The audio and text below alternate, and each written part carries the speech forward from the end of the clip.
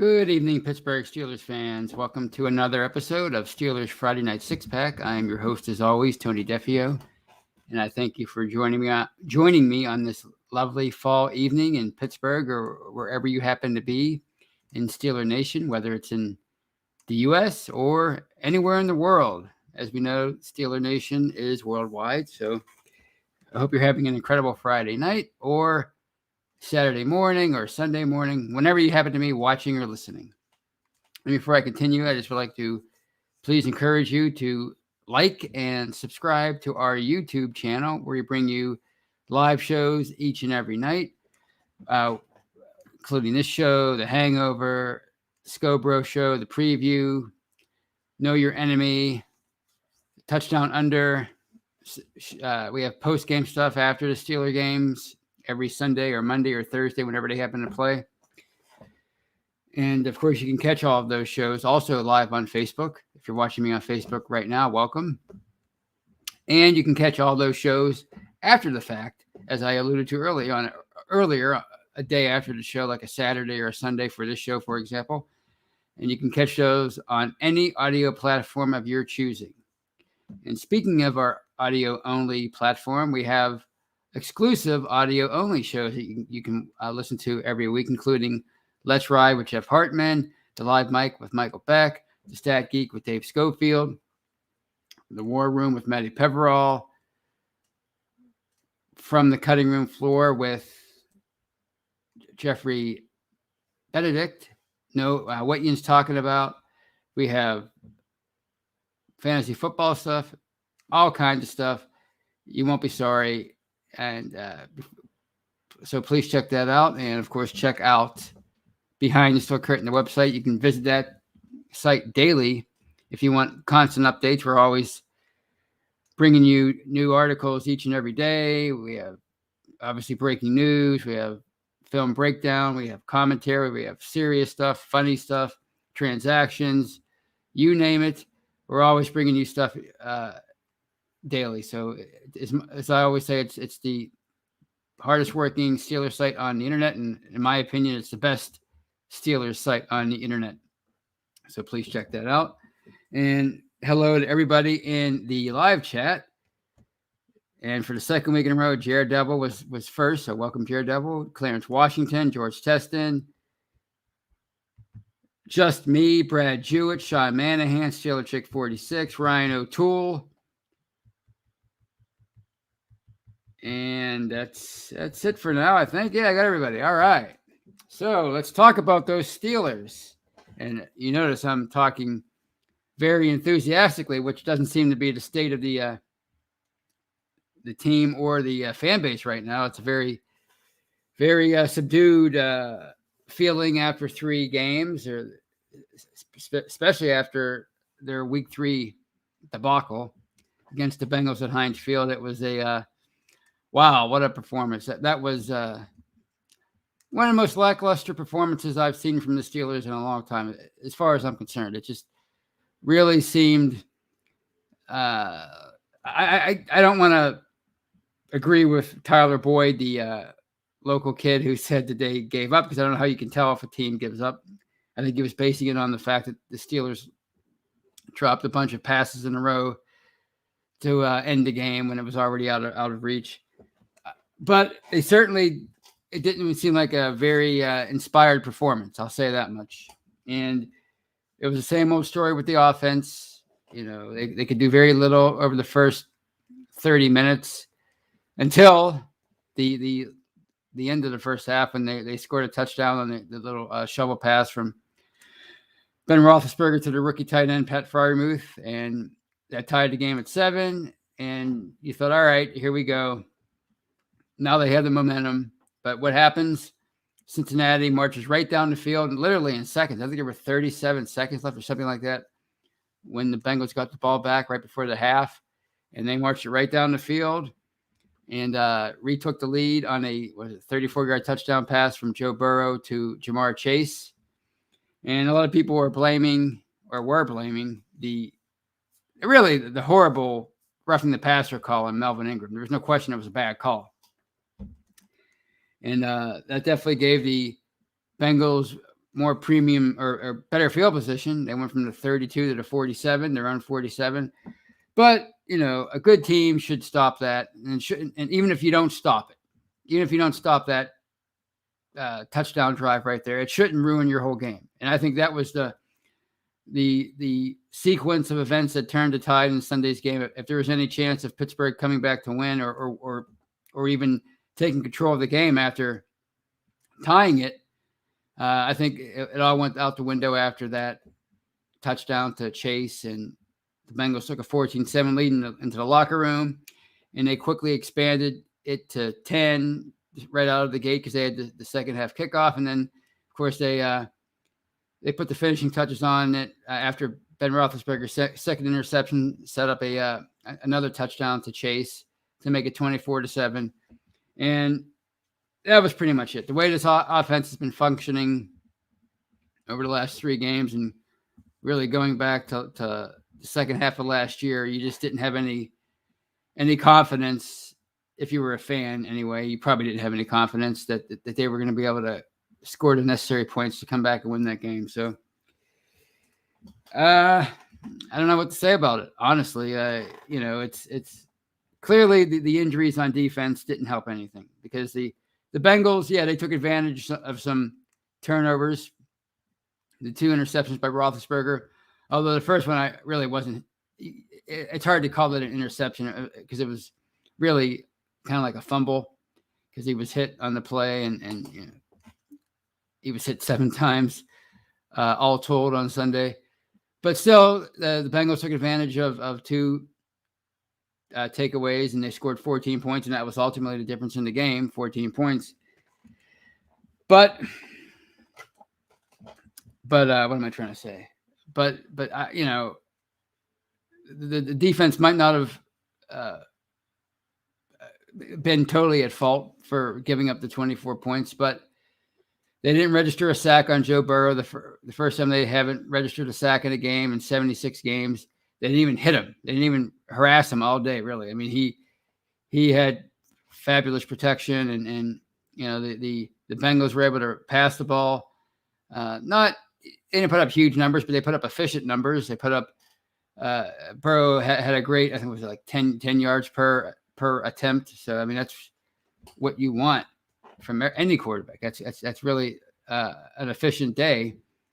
And of course, Joe Mixon had a good day on the ground. So it wasn't a great day by the defense. Yeah, they were victimized by poor field position because of the turnovers, but it wasn't a great day by the defense. And understandably so, I'd say, because of the injuries. You're missing both TJ Watt and Alex Highsmith.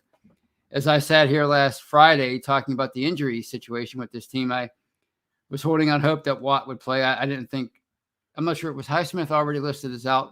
Either way, I didn't think he was going to play.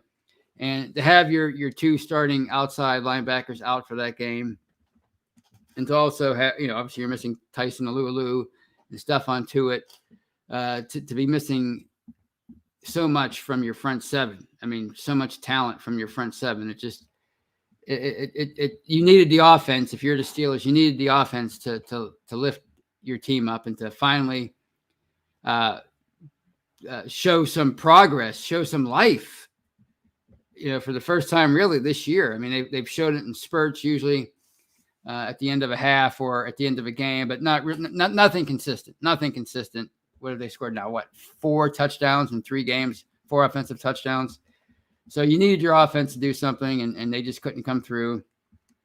The ground game was non-existent again. It might have been a better day for Najee Harris on the ground, if not for some early penalties. But okay, fine. They had some early penalties, wipe out some or compromise some early drives. I think the first 3 drives were compromised by penalties by the offensive lineman. Fine, but you're supposed to overcome that, right? You're supposed to overcome that kind of stuff, and they couldn't. They really, after the promising runs that were wiped out by penalty, the ground game really didn't do much the rest of the day. But Harris was the primary weapon through the air, kind of, if you consider dump off passes to be through the air. He set a rookie record for running backs with 14 catches on a day for 102 yards. And I mean, he had one whale of a day, and he's doing everything in his power to be to live up to his first round status. And I think he will if he ever gets some blocking, or if they can ever figure out a way to, if Matt Canada and Ben Roethlisberger can ever get together and figure out a way to force these opposing defenses from crowding the line of scrimmage. If they can ever force them to, have to spread out and protect other parts of the field and not be so predictable. If they can do that, and of course, if the line can improve, and I'm not sure if the line can ever improve if they're always having to block more people if they always have to block more people than they have to block with. I'm not sure if they're ever going to improve. It's kind of like it's a weird catch-22, really, because how can you ever improve as a line if you're always blocking more people than you have to block with? I mean, it's a weird thing because if you're playing the Steelers, if you're daring them to beat you deep to the outside, basically, if you're playing everything short, if you're playing these short 5-yard, little like quick passes to the quick out passes, that if you're always scheming to stop that, you're always going to have enough guys at the line of scrimmage to react to the run. So what do you do? I mean, it's well documented now that Ben Roethlisberger either can't or won't attack the middle of the field. The intermediate passes are almost non-existent. Everything's either a little 2-yard pass or a pass behind the line of scrimmage or a deep pass right down the sideline. There's nothing over the middle, really. So, I don't know how you get this ground game going if these defenses can continue to scheme the same way. And every defense does. Like I said last week, every defense looks the same. They all look like the 85 Bears against the Steelers, or the 2000 Ravens, or the 76 Steelers, wherever. If you want me to use the Steelers or the 2008 Steelers, one of those legendary defenses. That's how this offense is making every defense around the NFL look. And of course, I thought the low point of the game and the season was that little, speaking of Najee Harris, the little swing pass to him on 4th and 10 from the 11 late in the game. I didn't think regardless of whether they were successful there, they probably weren't going to win the game. But the fact that that's all they could come up with was kind of frightening. And I'm not even sure if that was the I think it was poor. It was a poor call. If that was the primary, if Harris was the primary receiver on that play, then I think it was a poor choice. However, I'm almost positive Roethlisberger was supposed to hold on to the ball for at least another second or two and allow his receivers to draw coverage into the end zone. That way, Harris wouldn't have had to fight off half the Bengals defense. I think even some guys on the sideline had a crack at him on that play. It was amazing. And as I wrote about on Friday, when I first saw this little pass to Harris, 10 yards, 10, 12 yards behind or away from the goal line, for an instant I thought, well, he's gonna lateral it. It's some kind of trick play. He's gonna throw it. Even though it was clearly a forward pass if you watch it, but in that split second, you're just so your mind's going kaplooey, right? You're just like, your mind's just like racing, thinking, what is going on here? I can't believe I'm witnessing this play. Why would they call this kind of play? It's got to be some kind of trick play. But of course it wasn't. Harris was supposed to beat everybody to the end zone all by himself because he had no blocking. So it was certainly a weird play, a surreal play. And I think it sums up the last 10, 12 games on offense for your Pittsburgh Steelers. It's just they really they appear to have no answers right now on offense. I mean, they Roethlisberger has, again, to repeat, specifically in weeks 1 and 3, he has kind of sort of turned it on at the end of games, But is it because he's taking over the offense? Is it because of prevent defenses, especially in the case of the Bengals game? If you're up by 17 and you're them, do you just let him, complete all these passes, short little passes and go up and down the field, but knowing that when they get inside the 10 or the 20, they're going to stall, or is he just taking the offense into his own hands and doing what he wants to do at the end of games? And if that's the case, and it's working, I don't know, maybe we'll see a little bit more of that moving forward. I don't know. There's been so much said about Matt Canada and his hiring, and the fact that maybe he's not really going to have much say in the offense this year, because he was really hired for the future and for a future quarterback, because Ben is, ask him to change so much at this stage and try to run an offense that's clearly not designed for a quarterback like him. I'm not even sure, even if in his prime, if he could run an offense like the one Matt Canada wants to run. But either way, they have to find some answers soon before this season really gets out of control, because it already feels like it is. It really does feel like it's out of control. Heck, they're 1-2, and people are already looking ahead to next year, and they're reacting to Aaron Rodgers, what he's saying on podcasts. He was on the Pat McAfee show at the beginning of the week. I guess he has a weekly appearance on that podcast, and he was praising the Pittsburgh area, praising Pittsburgh Dad, Brian Anthony Davis's favorite show, the Pittsburgh Dad. Ask him about it; he'll tell you. Anyway, people were trying to decipher that and say, "Oh, this must be his way of trying to angle himself out of Green Bay and come to Pittsburgh next year. The Steelers need to throw the house at Green Bay and get Aaron Rodgers next year.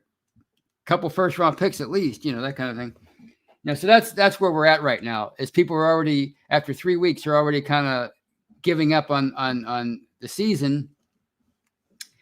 But there's still 14 games left, and I realize things look pretty bleak right now, but I wouldn't give up just yet, So, see who else we have in the live chat before I continue here. We have John C, Pedro Almagar. I'm sorry if I butchered that. X Eddie B, Owen David, all the way from the UK. Kathy Ford, Chris Russell. I think that's everybody. All right. Welcome aboard, everybody. So here we are at the 18:27 mark. I think it's a good time to take my break, because there's some more stuff in the second half I wanted to really touch on. I think would be better coming out of the break. So on that note, I will thank you. I'll take this time to thank you for watching the first half of tonight's podcast. If you're watching live on YouTube or Facebook, please do not go anywhere, because I'll be right back in just a few seconds. If you're listening on an audio platform, that means you're listening to part 1 of this show, and you have to download part 2. So please do it. You won't be sorry. Please download part 2 of this episode of Steelers Friday Night Six Pack.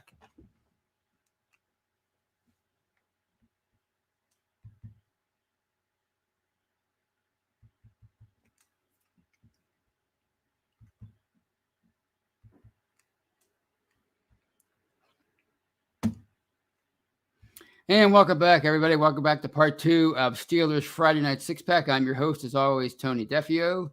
If you're watching me live on YouTube or Facebook, I thank you for staying with me. If you're listening on an audio platform, I thank you for downloading part 2. And as you can see, if you're watching me live, I already have up a question, or not a question, a comment, an emphatic comment from Deb Camacho, who's joining us from Facebook, and she says, "Never give up." And that's kind of my point of the part 2 of the show, and kind of the point of the title of the show, as this might be the Steelers' last chance of remaining relevant for the 2021 season. This Week 4 game against the Packers at Lambeau Field at 4:25. A couple weeks ago, it had the look of a game that could be a really just like your typical 5-star matchup, which we've seen a lot from these two teams over the last decade plus, going back to 2009. I mean, every time these two teams get together, it's a really exciting game. Even when Aaron Rodgers isn't playing, I think he's missed a couple of the games. I think he missed in 2013. He missed in 2017. But they've still been great games. So that's what it looked like it would be heading into or coming out of week 1. It looked like it was going to be another one of these kind of games. But now with the offense, again, being so hard to watch and so just seemingly impossible to fix, it makes you wonder if this is going to be a laugher in Green Bay's favor. But I think the Steelers are going to play a spirited game this week. I really do. Full disclosure, Chris Muller of 93.7 The Fan brought up this point that I really hadn't considered. He was talking about it earlier in the week. This game, Ben against Aaron Rodgers, this might be a game that really motivates Roethlisberger to show people that, look, I'm not done yet. Everybody's counting me out, but I'm not done yet. I'm still one of the great quarterbacks of the day, and I'm going to show you. And Aaron Rodgers is only a year younger than me, even though it doesn't seem like it. It seems like it's Aaron Rodgers is 10 years younger. And I'm going to really put on a show for you. I forget how the saying goes. I'm not as great as I used to be, but sometimes I can be great. I forget how it goes. Maybe you guys can help me in the live chat. I'm never as consistently as good as I used to be, but I can be as good as I ever was once. So I think that's how it goes. So maybe Ben has one of those games in him this week, hopefully. Of course, a lot's going to have to, the offensive line's going to have to come through for him too. Obviously, he can't be taking the same kind of shots this week as he took the first 3 weeks. I think he's been hit more than any quarterback in the league. I think he's been hit, I want to say 30-some times through 3 games, something like that. It's crazy. He's on pace for some to take over 100 hits this year. I don't know how he's going to survive that. So the Lions going to have to show some improvement on Sunday. Let's just say that. And on that note, Shooks Okorafor, I think he's listed as out officially with a concussion. So I'm guessing Joe Haig will be playing right tackle. So, at least he's a veteran. I don't know if he's much better than Shooks, but he is a veteran, and he played, I think, most of the last game after Shooks went out with the concussion. So he's already going to Haig going into week 4 is already going to show us how valuable he was as a free agent pickup in the offseason. So let's hope he can hold the fort there. And quite honestly, I don't know how he can do much worse than Shooks. No offense to him over the first 3 games. Excuse me. But there's also, I would start looking for guys like B.J. Finney and even J.C. Hassenauer to get some time if this doesn't improve. Roethlisberger can't keep getting hit 7, 8, 9, 10 times every game. He's just not going to last. And this running game can't continue to be non-existent each and every week. So, somebody like Finney, he might get a chance to show everybody that, hey, look, last year was just an anomaly. I'm actually a pretty dependable player. When you throw me in there, when you plug me in, even if it's just for a game or 2, I can do the job at center or guard. And of course, Hassenauer, word out of camp and preseason was that he improved. He improved over what he showed at the end of last year when he had to fill in so much for Pouncey.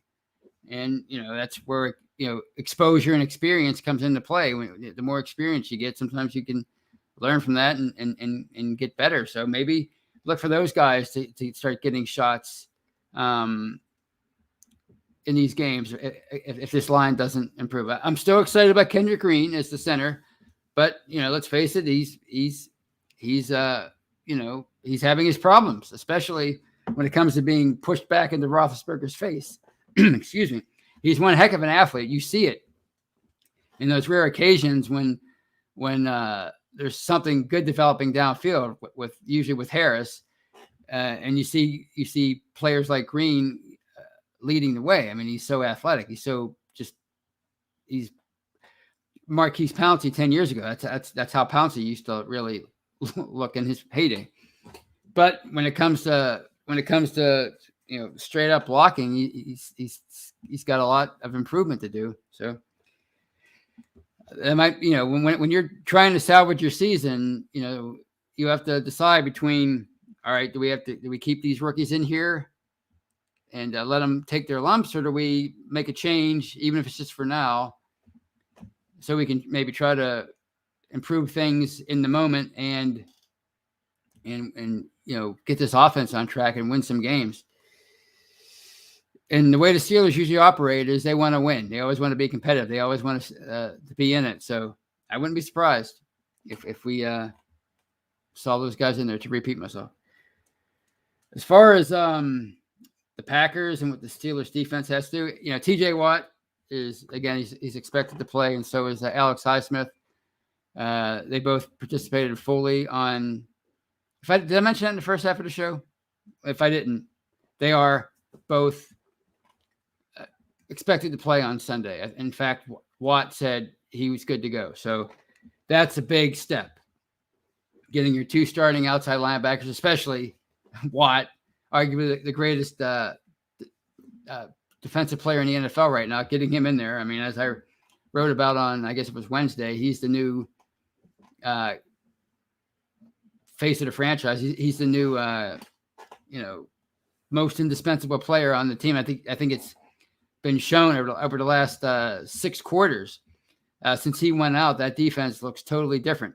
It looks, not horrible, but not the lethal dominant force that it was over the first 6 quarters of the 2021 campaign. So getting those two guys in there, getting them back in there, I think that'll mean a lot for this defense, because the calling card of this defense has been, for going back to 2017, getting after the quarterback, sacking the quarterback, harassing the quarterback, placing pressure on the quarterback just about every time he drops back to pass. And speaking of shaky offensive lines, the Packers line isn't so great. They sort of had to rebuild it this offseason, and it's certainly not a finished product yet. They've given up 6 sacks in 3 games. So, I mean, it's not an alarming amount, but it's a lot of sacks.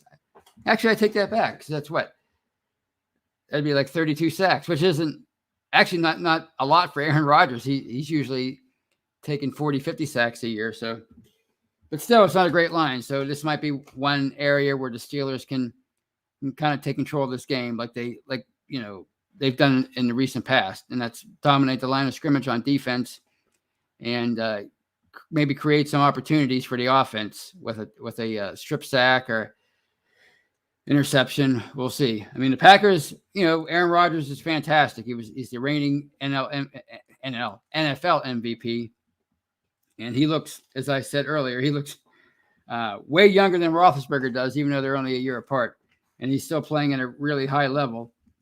But overall, the team has looked shaky through 3 games. They're 2-1 right now, but they got their doors blown off in week 1 against the Saints, 38-3. They struggled a bit against the Lions in week 2, and it took a great drive by Rodgers at the end of Sunday night's game against the 49ers, and Mason Crosby, 51-yard field goal or 49-yard field goal as time expired. They had to come from behind at the very end to win that game, so they could very easily be 1-2. So I'm not saying they're unbeatable, because they're not. I don't think Green Bay is unbeatable. I'm not even sure if they're in the same league as the Cowboys right now. The Cowboys seem to be a better team than the Packers, and of course the Buccaneers and the Rams. I think they're all better than the Packers right now. But with the Steelers' problems on offense, it's hard to imagine them really beating anybody. I mean, it's just how, when you're always on the defense, when you're always having to play defensively, it's hard to imagine you beating anybody. Because like I said last week, everything has to be perfect on the defensive side of the ball in order for you to win. It's like a pitcher that always loses 2-1 every week. If he has a bad inning, then he's done. Because the offense isn't capable of producing. So that's why it's hard to envision. But who knows? Maybe they'll come up with something. They have to come up with something different on offense this week.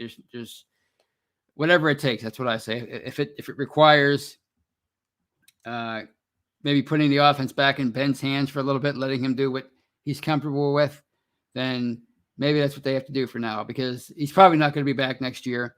And if you're bringing Canada back, then he's going to more than likely have a quarterback that's more capable of running what he wants to run. So if it has to be more of like a 50-50 split between him and Canada, or maybe even more than that, in favor of Roethlisberger, in order to get this offense moving, you got to do something. Otherwise, as I said earlier, the season's just going to go up in flames. Maybe even before the bye. I mean, people are talking about, well, they can beat the Seahawks, they could beat the Broncos. I don't know if they can beat anybody right now. That's just how they look. So those are my thoughts, and I will take this time to answer your questions and read your comments. So let's see what you guys have. Devin Logan joins us, and by the way, more people are joining us. Devin Logan. Who else did I miss here? I saw somebody else while I was rambling on. Gaming with Geo. That's a pretty cool name. So John C. I think I got John C. already. Brad Jewett, Lamont Curry. All right. Let's see what you guys have.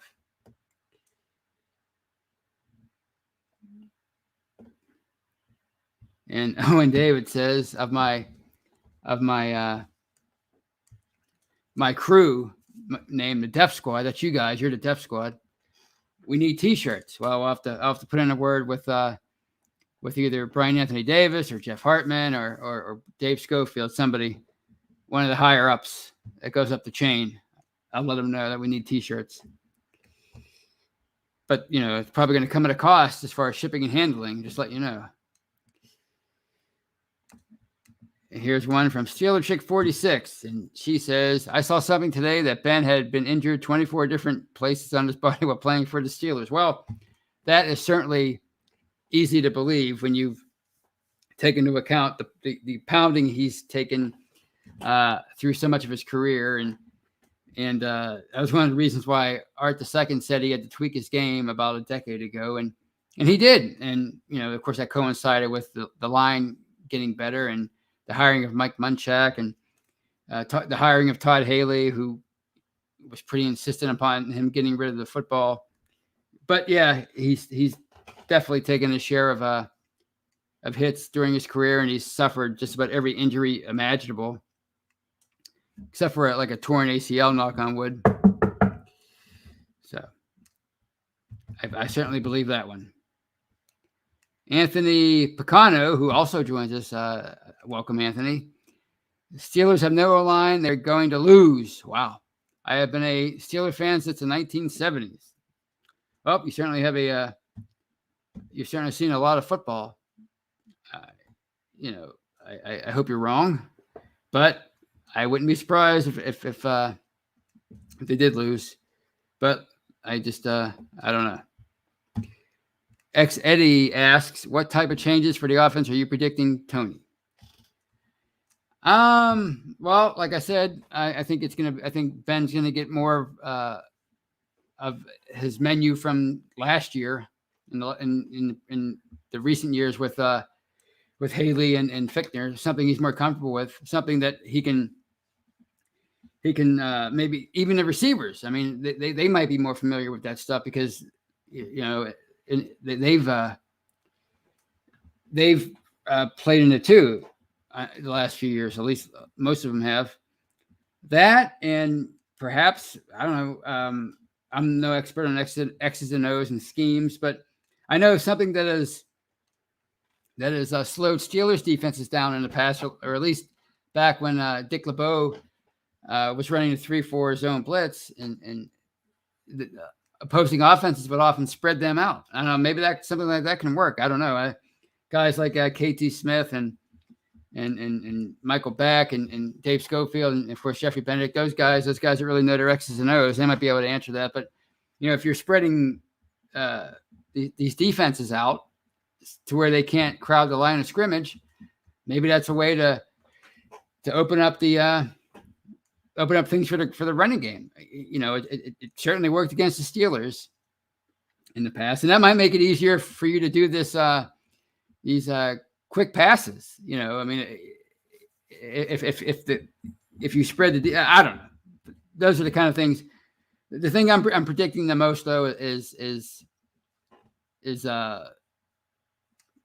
doing things that Ben Roethlisberger is more comfortable with, more familiar with, and I just don't see the point in continuing to. People keep saying, "Well, why don't they establish the run? Why don't they try to establish the run?" But like I've said on The Hangover and even on this show, if you're 13, 14, 15 carries into a game and it's the second half and it's a close game or you're trailing by a touchdown or two and you haven't established a run yet, I mean, how much more, time should you be allotted to establish the run? Clearly, what you're doing isn't working if you're 14, 15 carries in. It's not like these, people like to use these analogies like you keep pounding a rock until it breaks, but these are human beings. They're not rocks. They're going to if it's a sound defense, they're going to keep stopping the run as long as they stick to their assignment. So I don't see the point in continuing to run the ball if it's not working and if you need to do something to win a game. So I expect them to go back to doing more of what Ben is comfortable with. Ryan O'Toole says, so bummed the sack streak ended and to not even hit the quarterback once. Yes, ugh. Exactly. That's what I mean. It was an anemic defense without their pass rushers in there, without their linebackers, without Alu. You can only lose so many players on your on one side of the ball before it shows a noticeable effect difference. You had Jamar Jones in there. You had, what was he, Tunska, whatever his name was in there. Like, did you ever expect to see those guys rushing the passer at, maybe Jones eventually, but, the guy that they ultimately waived him for, Tuska, I don't know how to say his name, but did you, it was surreal watching that guy rush the passer. I mean, I'm like, what are we doing here?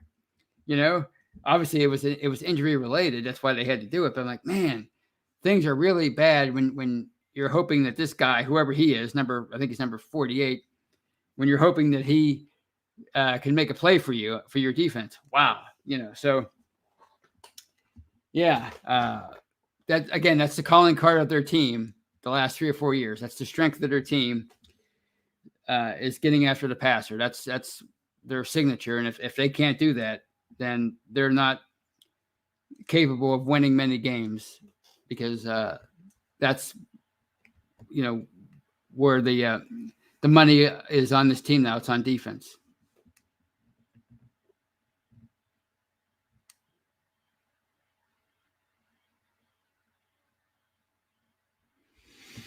All right.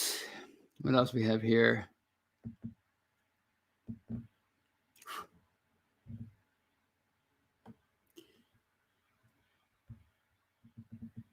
All right. I'm sorry. I'm trying to do two things here.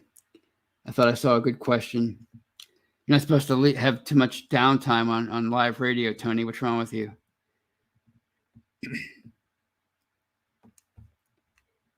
And there's another one from Ryan O'Toole, and he asked, I wonder how many pounds Ben has lost from all the recent cardio, from running for his life on Sunday afternoons. He's not even running. That's the thing. I mean, he could still, he has shown the ability to run this year. I mean, I think he moves better than people think. People keep saying he can't move. Well, he moves pretty good for a 39-year-old quarterback who's nicknamed Big Ben. It's not like he's a little guy.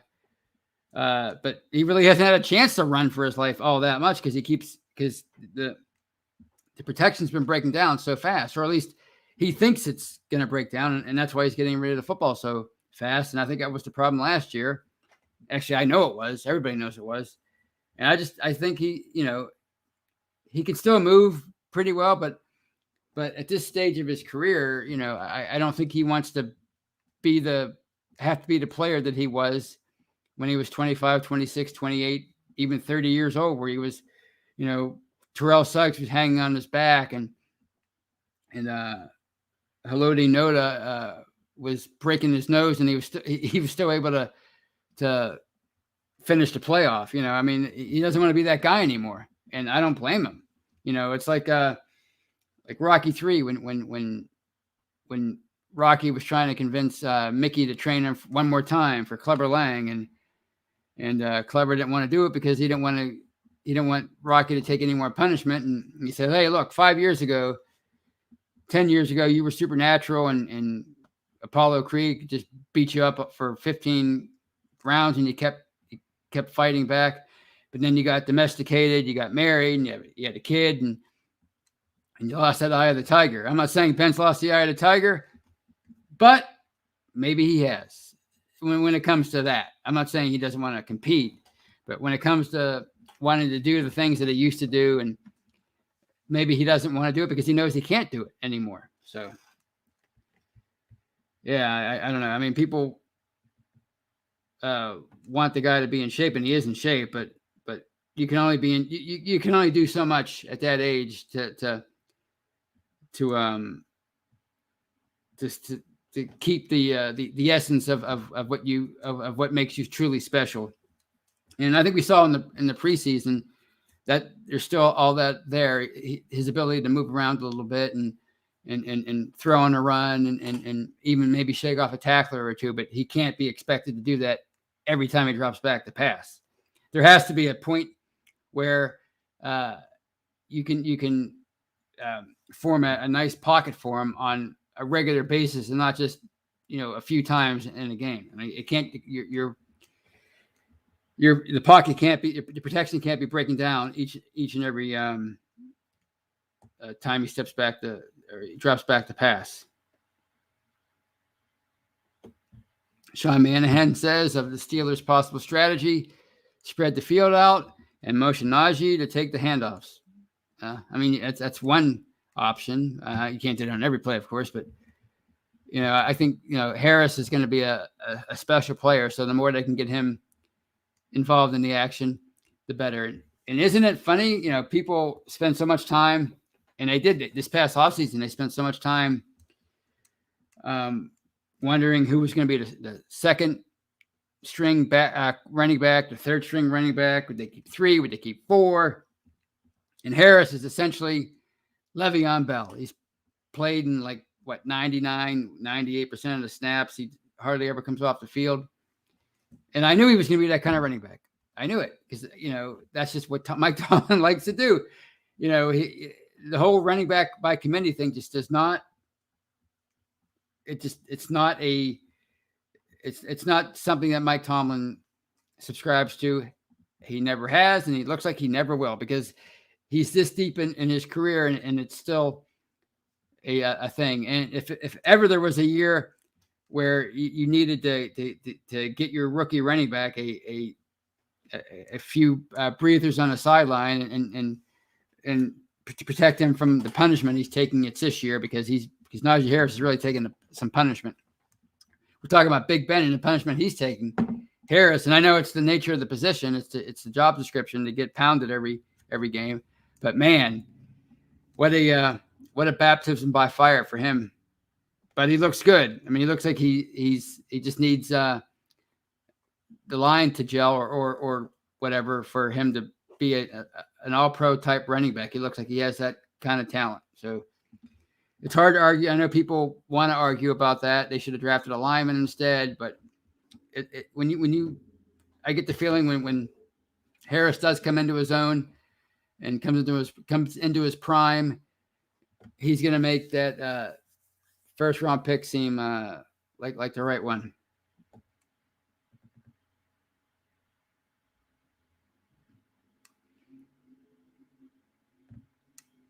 All right.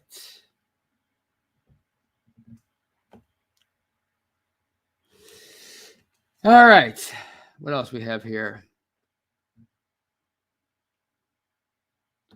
And Clarence Washington asks, what's going on with Anthony McFarland? That's a good question. Speaking of backup running backs, I'm pretty sure he was in Matt Canada's plans, and he probably still is, but he just can't get on the field. I think he's still on he's still on the IR. I don't know what his injury is. I really don't know, but he's if they were hoping for him to make an impact during his second year, he really didn't do much his rookie year. It looks like it's not going to happen anytime soon for good old Anthony McFarland. Russ Obenstein is here. Michael O'Malley, Steelers Pittsburgh, Mark Tobin. Welcome, everybody.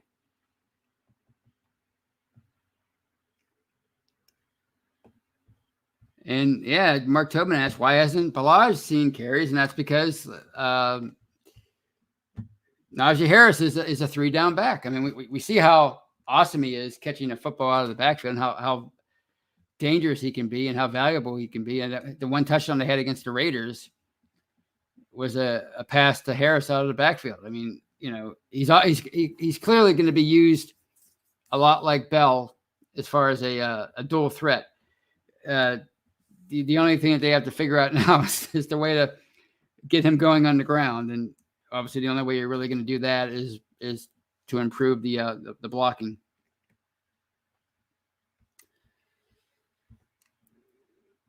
Brad Jewett, this is about McFarland's injury. He says they're not allowed to disclose McFarland's injury. One of my good friends who plays for the Vikings was in the same boat, and he couldn't tell me what his injury is. Kind of wild. Yeah, well, I think a lot of that's for gambling purposes, I want to say. I think that's what it is. They don't want to influence betting or something like that.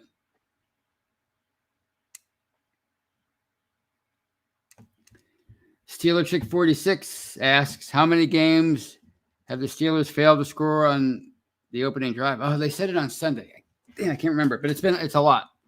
It's been a good while since they've done anything on their opening drive. Again, this has been going on since the middle of last season. With this offense, and if you look at this team and they're clearly in a this is a trend. This isn't a slump. This is a trend for them, and we've seen this before. And I talked about this on Monday. The last 14 games that they played that have counted since that Tennessee game when seemed like they were really rolling offensively through the first half of that game. Well, since the Baltimore game right after that, all the way through last week, they've been behind by 2 scores or more in 10 of those 14 games, and they've actually come back to win some of these games. But I mean, when you're always behind in a game by 2 or 3 scores, I mean, to me that's indicative of a mediocre to bad football team, and we saw that in late 2012 through early 2013 when they lost 11 out of 15 games. We saw it a lot from late 98 through early 2000 when they lost 18 out of 24 games. Sometimes teams just go through bad cycles, and you don't even really notice it that much because it happens over the course of 2 or 3 seasons. It overlaps seasons. But the Steelers are clearly in a funk right now, and they've lost 7 out of their last 9 games. So, to me, the big reason for that is the offense, and the offense has not produced really much at all since, halfway through last season. So it's one of the reasons why they're the confidence in them is so low right now. It's because that offense can't do anything. Russ Obenstein says, I'm going to have faith. They come out of the slump. Let Ben do his thing. First few series and get some momentum going. He can do it. Well, there you go. I mean, there's all this talk about the no huddle.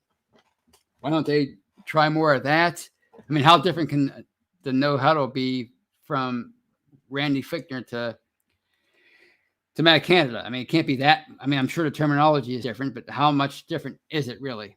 They should be able to function a little bit better and a little bit more often out of the no huddle than they have so far this year. When you got an offense struggling like they have, I mean, you have to go up tempo, no huddle, keep the defense on its toes, prevent the defense from being able to make substitutions, that kind of thing. Create situations where the defense doesn't have the personnel on the field that it wants, and you can exploit that. So why they haven't tried this at the beginning of games, I don't know, but it's not something you should be trying when you're down by 10 points or 14 points late in the game. You should be trying it in the beginning to really be aggressive and come out and establish your offense, and that you're going to be in control of this game. That's what they should be doing each and every week, but maybe they will moving forward. Again, we're only 3 weeks in. There's still 14 weeks to go, 14 games to go, and we knew it was going to be a struggle even before the year started. I didn't know it would be this much of a struggle. I was optimistic that it would be a lot more exciting on offense, but I mean, you have to factor in so many different things to it. It's not just, the offense is the biggest reason, but who could have foresaw all these injuries for the defense? I mean, when you have, it was almost like a perfect storm with the offense being as bad as it's been and these injuries on defense, so the fact that they're 1-2 right now and licking their wounds maybe isn't much.